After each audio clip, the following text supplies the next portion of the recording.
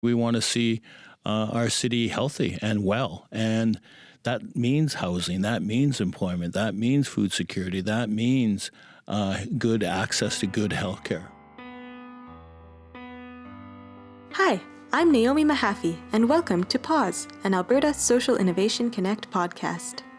What happens when a wellness centre begins to think deeply about how to address the root causes of systemic issues? A junk removal company may not be your first guess, but that's exactly what Jasper Place Wellness Centre in West Central Edmonton created as its first social enterprise in 2011. This agile and collaborative organization takes its mission seriously, to continuously explore and provide innovative and accessible health and community-based solutions. It owns and operates 5 businesses that provide employment opportunities for vulnerable community members, putting over $1 million of payroll back into the community each year.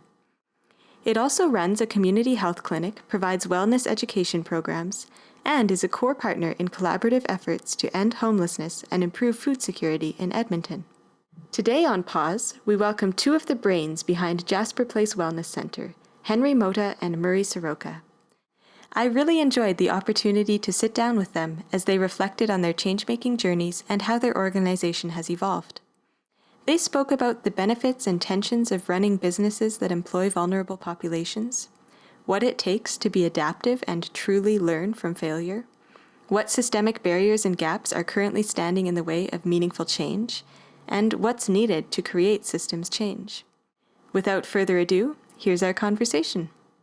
Hi everyone, and welcome to Pause. We are here today with Henry Motta and Murray Soroka from Jasper Place Wellness Centre. Thanks so much for joining us today. Excited to be here, yeah. So to start, I thought I'd just ask you both to introduce yourselves. Tell us who you are, what role you're in, and how you came to be there. My name is Henry Motta, and I'm the Chief Operating Officer for Jasper Place Wellness Centre and Redemptive Development. And 10 years ago, I was in a second cup talking to Murray, and he asked me to join him in an adventure trying to end homelessness in Edmonton. And after 10 years, we have created 12 different businesses, consolidated into 5. And we have about between 60 and 70 employees. At that time, we were about 7 or 10 or something like that. So it has evolved rapidly. We have 5 divisions. We have housing, healthcare, education, food security, and employment. So we do a lot of different things. But social enterprise is one of the things that we really connect with. We are entrepreneurs, and we like creating new things in Edmonton. Awesome. Yes, and I'm Murray Soroka, so I'm the CEO of the Jasper Place Wellness Centre. And I fondly remember that day 10 years ago when I met Henry. Jasper Place Wellness Centre has been going for 13 years now, and we're still trying to end homelessness, and we're making some really huge strides as a city on that topic. So we're really excited about that. And through all the endeavors Henry mentioned, all the 5 divisions, alleviating poverty is probably at the core of that now, working with vulnerable people, trying to lift them out of poverty and homelessness. And so there's a lot of work to be done, and it's been exciting to watch hundreds of people go through our housing program, earn or gain permanent housing and then permanent employment, and gain a lot of skills along the way. So it's been a really exciting journey, and the next 12 years I think are even going to be more exciting. Thank you. Jasper Place Wellness Centre has a really unique mission statement. You talk about your desire to explore and provide innovative and accessible health and community-based solutions. I'm curious where that mission statement came from and what it means to you. What does it mean to explore and provide innovative solutions? So we are very entrepreneurial, for sure. So we are continually exploring different venues to help our community members from Edmonton. And we know that we need to do something that is different, that are going to solve a problem. And it has to be something based in community. It cannot be something that it is based just from the outside. We have to make sure that we put foots on the ground and we understand what is happening on the ground, and then we develop something that is going to be meaningful for Edmonton. So I think what it means to me, and I think that it is very difficult to translate the meaning of a mission statement to everybody, but for me is that we have the desire to continuously see what are the issues in Edmonton, and we want to solve those problems. Yeah, I'd have to agree with Henry. Being entrepreneurial and coming at social issues from an entrepreneurial point of view, I think we see things differently and we see how to solve problems differently. So we look at problems of homelessness or poverty or a lack of employment or lack of good health care or lack of good food security as an access issue, but also as an opportunity to really grow in those sectors and not just doing it by government grants or the way we always seem to have worked in those sectors. And people that are vulnerable and living in poverty deserve the right to have programs and businesses and opportunities just like anybody else and be treated and not differently just because of their poverty. So putting people to work, helping them find a home and learning how to access food and good health care is really meaningful work to us and really meaningful for our community. One thing that I want to add is the difference between mission and vision is mission is the engine that will produce a lot of movement and motivation. And that's why our mission is developed in that way, which means that all of our people are in the process of looking for solutions for problems internally and externally. Now, the vision that we have, that is something that we desire to accomplish. We want to desire people to attain a level of wellness so that it doesn't matter where they are at. So maybe they have a little bit less of health, but they have good, consistent housing and they have good employment. And maybe because they have those two, then they are able to go into the medical clinic or medical services, and then they will increase their opportunity to be healthy. And then the wellness factor just increases exponentially once we tackle the problems at a holistic way instead of just one at a time. Yeah, thanks. I actually was going to ask you, as a follow-up to the mission statement, what is the change that you want to see in the world? And Henry, I think you did a really good job of starting to address that. Is there anything you want to add? No, I think Henry is very good at expressing where we want to go as an organization and the change that we do want to make in our city. And definitely we want to see our city healthy and well. And that means housing, that means employment, that means food security, that means good access to good health care. So you've already both mentioned a little bit about some of your social enterprises and the services that you offer through Jasper Place Wellness. I wonder if you could just take a minute to describe in a nutshell, what are some of the things that you do? What are some of the innovations that you've created? Let me start from probably 7 years ago when we started with this stuff. We were running a Housing First program where we were moving some clients from one apartment to the other, another apartment, maybe not because of an issue, but because their family reintegrated into their lives and they needed a bigger apartment. There were other situations, but the housing component was transitional for them. And then we saw that to be able to serve our clients and to serve the landlords well, we needed to connect with 4 different businesses. But to organize that logistically was a challenge. So we decided to start 3 businesses right away. So a junk removal company, a moving company, a cleaning and groundskeeping company. And that was the start of redemptive developments, all at the same time. From that point, we did that internally. But then I think it was a year later when we expanded that to the 9 organizations that were delivering the Housing First program. And it was very successful. And then what we saw is that the junk removal company was just thriving. So we decided to go into the next level.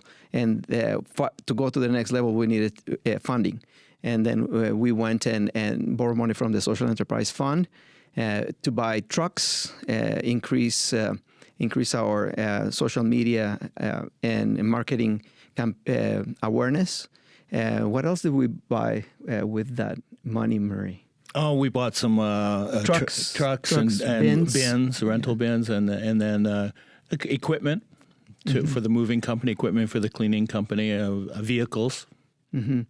Yeah, and then from there, we saw that there was a need because we were doing junk removal. We moved many things to the Waste Management Center in Edmonton, and we saw a big problem with mattresses. Thousands of mattresses being in just a store, not a store, but landfill there, and it was a big problem. We talked to the city; they wanted to do something about it, and then some a part of our team went to Auckland to see a big mattress recycling company in the States, and we came back with some ideas. We started very small with Sleep Country and the Brick, and then the city of Edmonton put an RFP, and then we competed with 4 different companies. We won the RFP, and then the mattress recycling company, which is right now we are the largest mattress recycling company in Alberta, Emerald Award winning company in Alberta.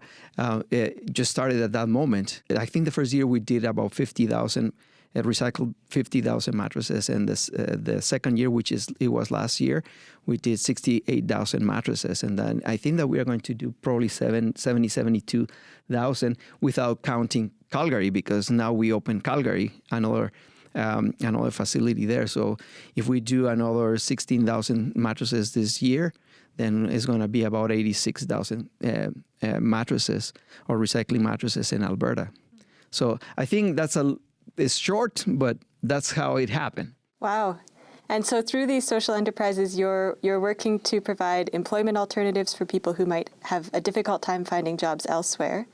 I'm sure that in itself comes with its challenges and its tensions.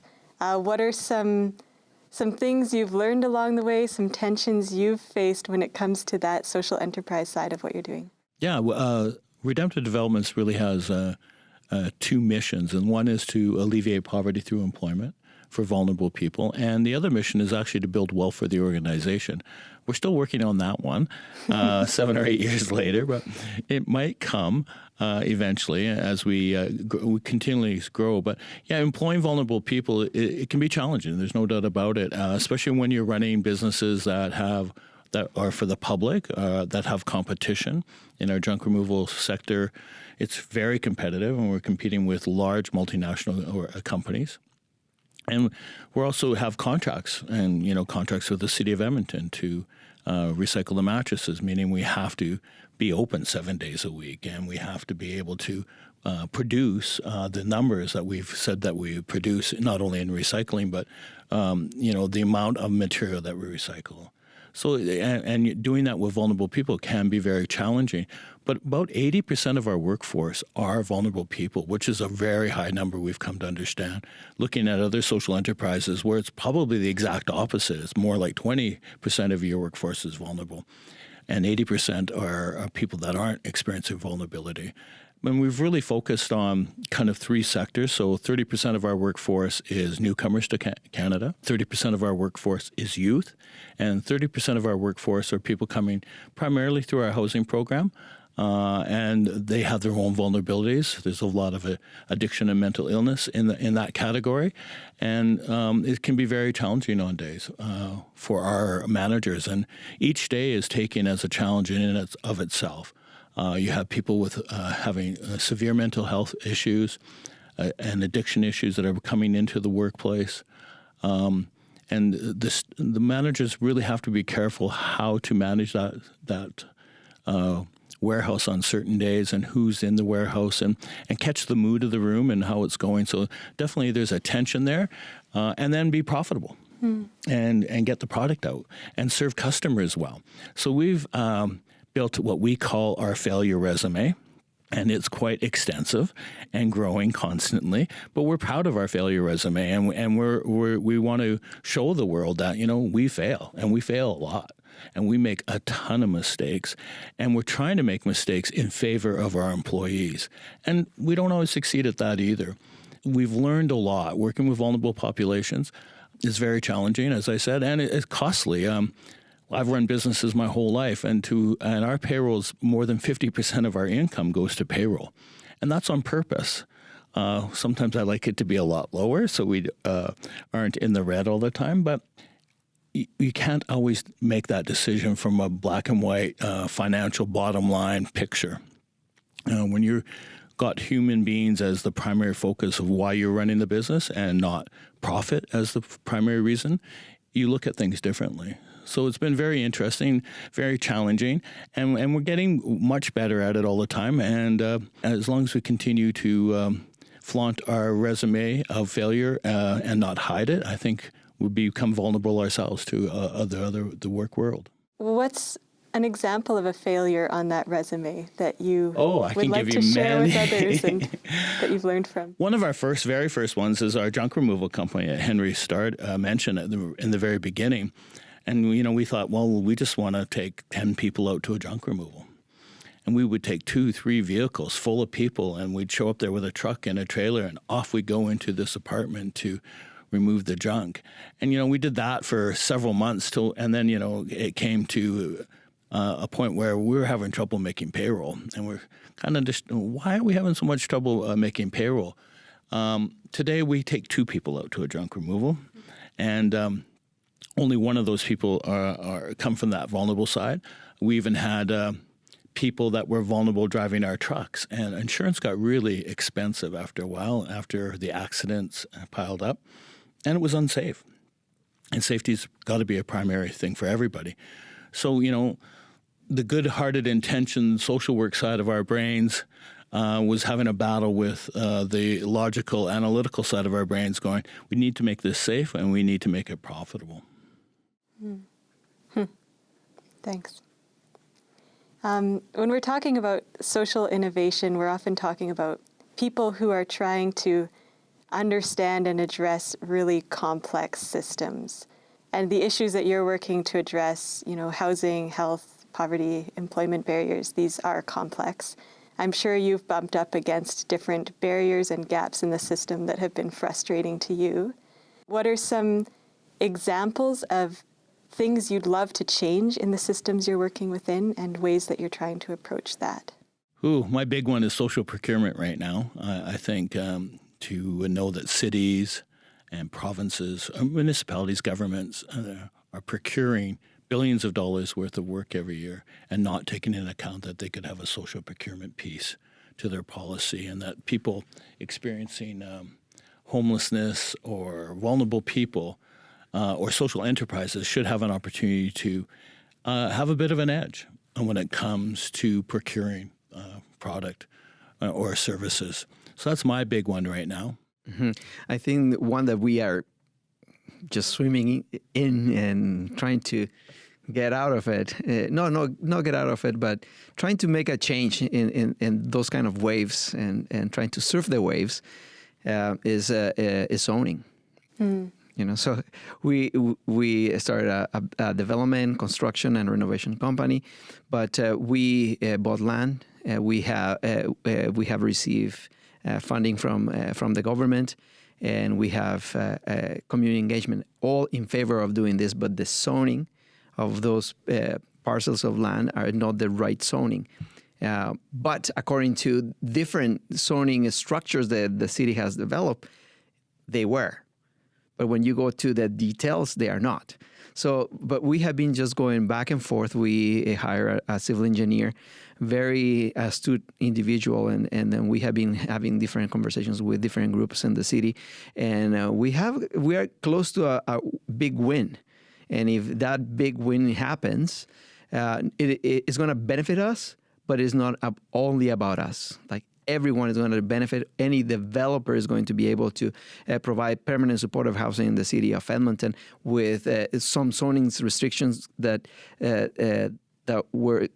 are taken down by some of the initiatives that we have taken in the last probably year, because it has taken a year for us to be able to be where we are at now with that zoning. Yeah, it's been I'll chime in here because it's been very frustrating to buy a piece of property and a permitted use is this use. And then when you go to apply for a building permit or development permit, that isn't a permitted use. And in fact, the language in the zoning had discriminatory language around people's cognitive abilities. And to shine that light on a zoning problem and understand that we have in our zoning in Edmonton a description of people's behaviors and cognitive abilities as a part of a zoning bylaw seemed extremely discriminatory. And it took us, like Henry said, a year for people to understand this isn't right. Zoning should be about buildings, not people. And we shouldn't be zoning for those people to live with us people. Seemed really, really wrong. And, Canada has just passed a law that says housing is a human right. And Edmonton hasn't adopted that yet. Either has the province of Alberta adopted that policy that says housing is a human right. So Henry's right. This is a major flaw that's been exposed by our work, and we're quite happy to take a lot of bows and arrows over this one, and maybe I should even say some really strong attacks from people that want to continue to zone people out of their neighborhoods. So as you work to address these fairly major system-level issues, whether it's around procurement or zoning, are there practices you're learning that work well? Are there ways of working with others that have been constructive? Things you would say don't do to other people? I think the best practice is you have to be present. But once you take a break, then things just go in a different direction. And people forget about you very fast. And as an organization, we have been very nimble, very flexible, but and working our processes internally mostly.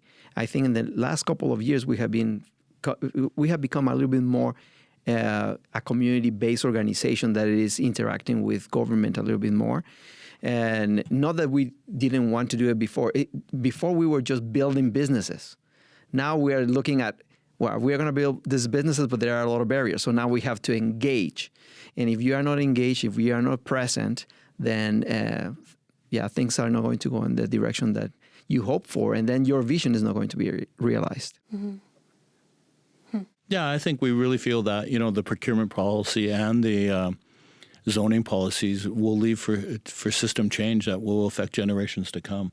The procurement one alone, I believe, would put hundreds, if not thousands, of people to work in Edmonton and right across this province and maybe right across Canada.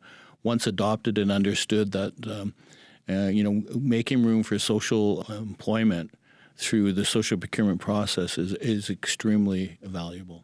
You mentioned your expansion into Calgary. What is it looking like to start to expand and to, I guess, franchise your social enterprises? Is that the model you're taking, or what does this look like?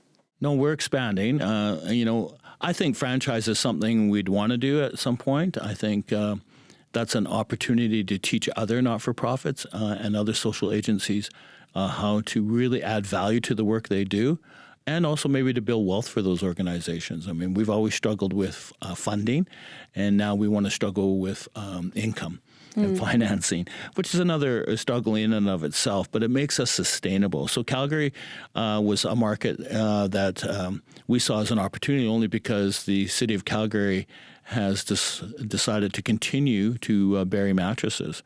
And our job, we felt, was important to get down there and show that it could be done, and be done from a social justice perspective where people can gain employment, and show the city of Calgary that maybe this is an opportunity also, since they're passing a social procurement policy, that this would be a great opportunity to highlight social procurement and save the environment at the same time.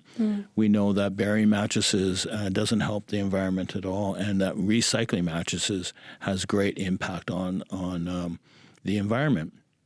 And plus, we also believe, though, that we could do the junk removal there, and we also believe that we could probably do housing in Calgary once our development company is up and running here. We haven't looked at the zoning bylaws there to see if they're discriminatory yet or not. They're better than Edmonton. They are? Okay. Good. So there we go. That's a good thing. And maybe our healthcare component, maybe our food security component, maybe mattress recycling or the social enterprise piece of what we do is the tip of the arrow into that community. We're also looking at some other smaller rural communities where healthcare might be the point of the arrow that we go into a community and then bring social enterprise and healthcare and food security in behind it. So we see that because we have a multifaceted model, we can go to different communities with different facets of what we do and engage that community in with our strengths. And what their needs are. So, like if we go to Calgary, definitely the needs is, okay, there's mattresses that are being stored in the landfill. But if we go to High Prairie or some northern community, healthcare is a big thing. Principally, if we are talking about Aboriginal health, and we need to make sure that we are ready for that. And we have started our medical services here in Edmonton, and we have been gaining a lot of experience in how to deal with the Alberta health system. We want something different. That's probably another challenge for us, and how to address sustainability in a community health center style of medical services, because it's different than fee-for-service. Right now we are fee-for-service, but we want to do something different. And how can we bring something like this to High Prairie and have better outcomes? That would be something good. But again, we are going to face systems barriers, and we are going to have to go and start being exposed to that, engage, and hopefully change the systems. And as you take these different steps and start to branch out into other communities, how are you deciding where to go, what focus to have in those communities? A lot of time it's communities reaching out to us. Okay. People are looking for alternative ideas to address some of the systemic problems that we have, poverty being a big one, and housing and healthcare and food security. Social enterprise, people want employment for their vulnerable populations. Vulnerable populations are getting left behind constantly. The work world doesn't kind of understand how to create businesses that aren't profit-driven. Profit's important, and we'll clearly say that, and we want profit, but it's not our primary driver. Our primary driver is people. And there's not enough businesses that have that as the driving force of their design of their business. So when people look, and we get calls from agencies every single week, we want to start a social enterprise. Can you tell us how to start a social enterprise? We want to become sustainable. Grants are drying up. There's too many people chasing the same dollars. Funding's hard to get. It takes time. It's inconsistent. It's usually has a sunset on it that's very short, maybe a 1 year, maybe 2 year funding, maybe 3 year funding. You're lucky, and then it's over. And you almost create unemployment through these short funding cycles for people that want to go out and do good social work. So, I was in Ontario a couple of months ago talking to a group in Ontario that wants to do what we're doing. And they don't want just one piece of our model. They want all five. And they see that it's more holistic in its approach. And they understand that maybe if we do mattress recycling in this small community first, we can do the rest and build on that strength, because that'll create some income, and that'll create employment, and that'll create opportunity to engage people. And once you're engaging vulnerable people in meaningful work, helping them with food security or healthcare or housing, in that same small town I was in, when they realized that we're also building housing now for affordable housing, they engaged us on another level. So we're not out looking for to sell this model. We didn't even know we had a model at one point. It's when people phone us up and say, that model that you're doing with these 5 divisions, we want that too. I said, that's a model? And I turned to Henry, do we have something here we don't know that we have? And how can we solidify this in a way that adds value to any community? Very cool. Now, it really sounds like you've been quite agile and flexible as you've evolved and have kind of taken on and adapted new enterprises, even starting to shift where you're working in different communities. If you think back to that meeting you mentioned in a coffee shop back when you first started in this role, Henry, what do you think would have surprised the two of you back then the most if you could see the future of Jasper Place Wellness and what it would become today? What is most surprising to you along that journey, or what has been? Well, the passion piece for me at that moment is that we were going to solve a major problem in Edmonton. But now we are tackling like 5, 6 or more. So, and I know that as an entrepreneur as well, and having business background, I can see those things happening. But at that moment, I wasn't thinking about that. I was just thinking, we can end homelessness. That's what drove me to this. I don't know if it is surprise, but it is really interesting to be like with leadership that is open to to go in different directions. So Murray has a way of developing some kind of venues to explore ideas. And well, he's not short of ideas as well. So we have a lot of ideas together, and with other people, we have even more ideas. So I think my surprise is the kind of leadership that it takes to move forward with something significant, because not every single team can do it. That would be my surprise, just the leadership style, the leadership foundation that we have. To move from those ideas to actually making them reality. To action. To operationalize them. That's what I always say to Henry. How do we operationalize this idea? Because there's no shortage of good ideas. And we get pitched good ideas all the time from our staff who work in a very innovative atmosphere, an entrepreneurial atmosphere. Even though some of them have more of a social justice view of the world, they're starting to understand that the entrepreneurial side is really important to operationalize those ideas. So I think I'd be surprised at, just the reach that we have. We're a very small organization. Nobody knows who the heck we are. And I'm quite happy with that. Our media people aren't, but our marketing people want us to express ourselves differently. But that's quite all right for me. It's really about just let's do the work. Let's prove ourselves that we can actually do this, and let's find a way to be sustainable. So we're not having our hand out. That really drove me crazy, still drives me crazy. We haven't done a bake sale in about 5 years, so I'm really happy about that.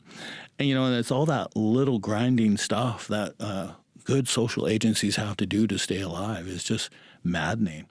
So I'm surprised that we're not doing that stuff, that we're actually probably at a more sustainable level than we've ever been.